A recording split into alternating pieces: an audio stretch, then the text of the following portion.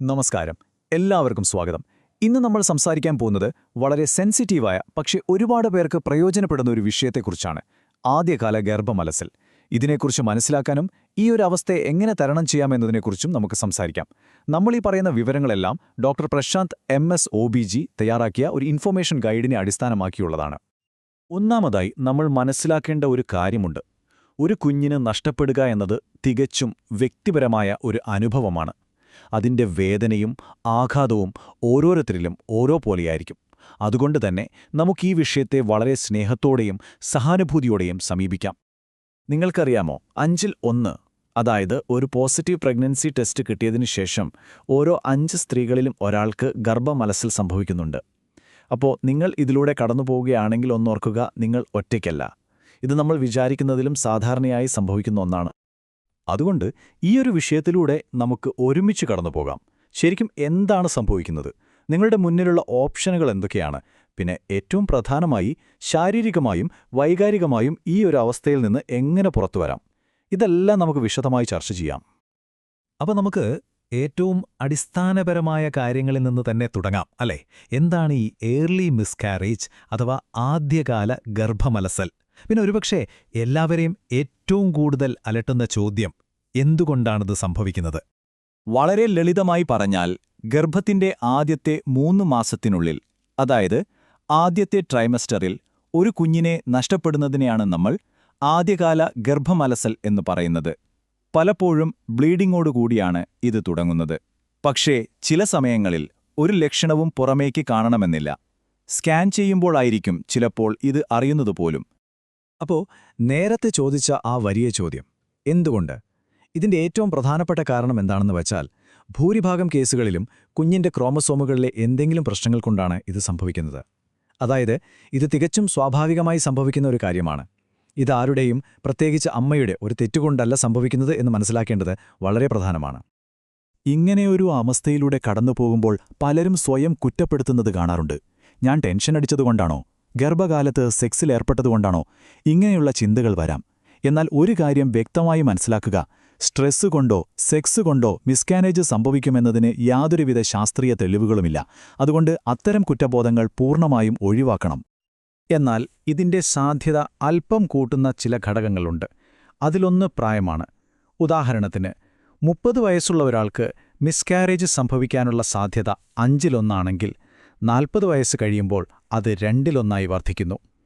അതുപോലെ കൺട്രോളിലല്ലാത്ത ചില അസുഖങ്ങൾ, പിന്നെ പുകവലി, അമിതമായ മദ്യപാനം പോലുള്ള ജീവിതശൈലികളും ഇതിനൊരു കാരണമായേക്കാം.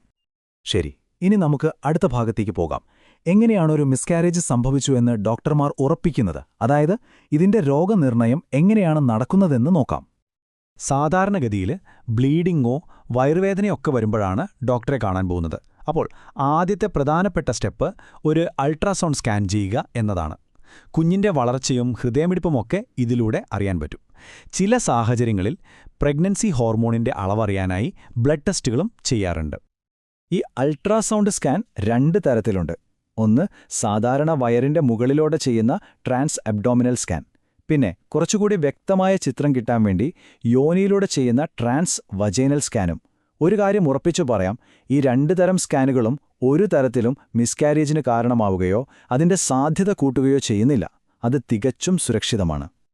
അങ്ങനെ മിസ്കാരേജ് ആണെന്ന് സ്ഥിരീകരിച്ചു കഴിഞ്ഞാൽ അടുത്തത് എന്താണ് എന്നുള്ളതാണ് ചോദ്യം. ഈ ഘട്ടത്തിൽ നിങ്ങളുടെ മുന്നിലുള്ള ഓപ്ഷനുകൾ എന്തൊക്കെയാണ്? അതായത് മാനേജ്മെന്റ് ഓപ്ഷൻസ്. അതാണ് നമ്മളിനി സംസാരിക്കാൻ പോകുന്നത്. അപ്പോൾ ഒരു മിസ്കാരേജ് സംഭവിച്ചു എന്നുറപ്പായാൽ സ്വാഭാവികമായും നിങ്ങളുടെ മനസ്സിൽ വരുന്ന ചോദ്യം ഇതായിരിക്കും, ഇനി എന്തു ചെയ്യണം?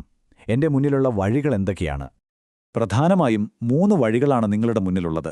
ഒന്നാമത്തേത് എക്സ്പെക്റ്റന്റ് മാനേജ്മെന്റ്, അതായത് ശരീരം സ്വാഭാവികമായി ഗർഭാവശിഷ്ടങ്ങൾ പുറന്തള്ളാൻ കാത്തിരിക്കുക. ഇതിന് 3 ആഴ്ച വരെ സമയമെടുത്തേക്കാം. വിജയസാധ്യത ഏകദേശം 50%. രണ്ടാമത്തെ വഴി മരുന്നുപയോഗിക്കുന്നതാണ്. ഇത് ഗർഭപാത്രം ക്ലീനാവാൻ സഹായിക്കും, സർജറി ഒഴിവാക്കാം. ഇതിന്റെ വിജയസാധ്യത ഏകദേശം 85%. മൂന്നാമത്തെ ഓപ്ഷൻ ഒരു ചെറിയ സർജറിയിലൂടെ ഗർഭാവശിഷ്ടങ്ങൾ നീക്കം ചെയ്യുക എന്നതാണ്. ഇതിനാണ് ഏറ്റവും കൂടുതൽ വിജയസാധ്യത, ഏകദേശം 95%.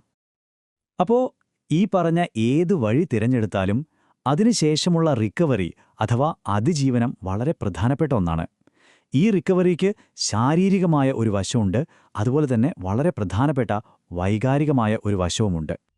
ശരീരത്തിന്റെ കാര്യം നോക്കുകയാണെങ്കിൽ സാധാരണയായി 1-2 ആഴ്ചയോളം ബ്ലീഡിംഗ് ഉണ്ടാകാം. നിങ്ങളുടെ സാധാരണ പീരിയഡ്സ് ഒരു 4 മുതൽ 6 ആഴ്ചയ്ക്കുള്ളിൽ തിരികെ വരും. ഈ സമയത്ത് ടാമ്പോൺ ഒഴിവാക്കി പാഡുകൾ ഉപയോഗിക്കുന്നതാണ് നല്ലത്.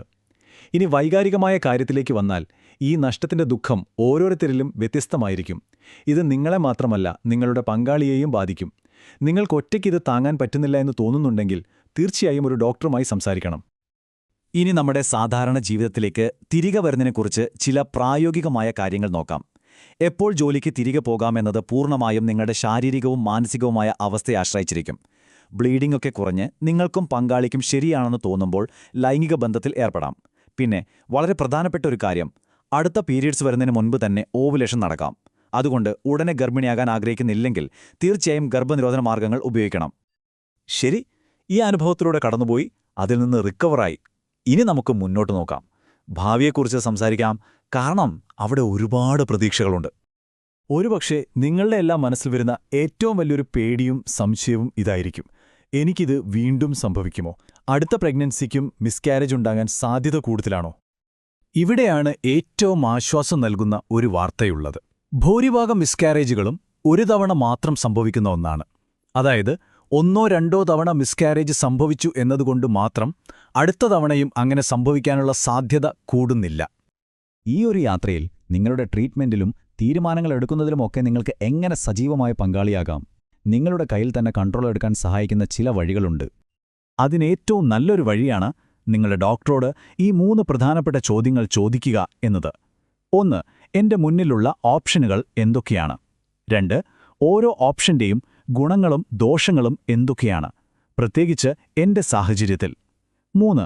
എനിക്ക് ഏറ്റവും ശരിയായൊരു തീരുമാനമെടുക്കാൻ എവിടെ നിന്ന് സപ്പോർട്ട് കിട്ടും? ഈ ചോദ്യങ്ങൾ ചോദിക്കുന്നത് കാര്യങ്ങൾ വ്യക്തമായി മനസ്സിലാക്കി ഒരു തീരുമാനമെടുക്കാൻ നിങ്ങളെ ഒരുപാട് സഹായിക്കും. അപ്പോൾ നമ്മൾ ഈ സംഭാഷണം അവസാനിപ്പിക്കുന്നത് ഏറ്റവും പ്രധാനപ്പെട്ടതും പ്രതീക്ഷ നൽകുന്നതുമായ ഈ ഒരു ചിന്തയോടെയാണ്. ഭാവിയിൽ വിജയകരമായൊരു കുഞ്ഞിന് ജന്മം നൽകാൻ നിങ്ങൾക്ക് നല്ല സാധ്യതയുണ്ട്. ഓർക്കുക, ഒരു ഗർഭമലസലെന്നത് ഒന്നിന്റെയും അവസാനമല്ല, അത് നിങ്ങളുടെ സ്വപ്നങ്ങളുടെ അവസാനവുമല്ല.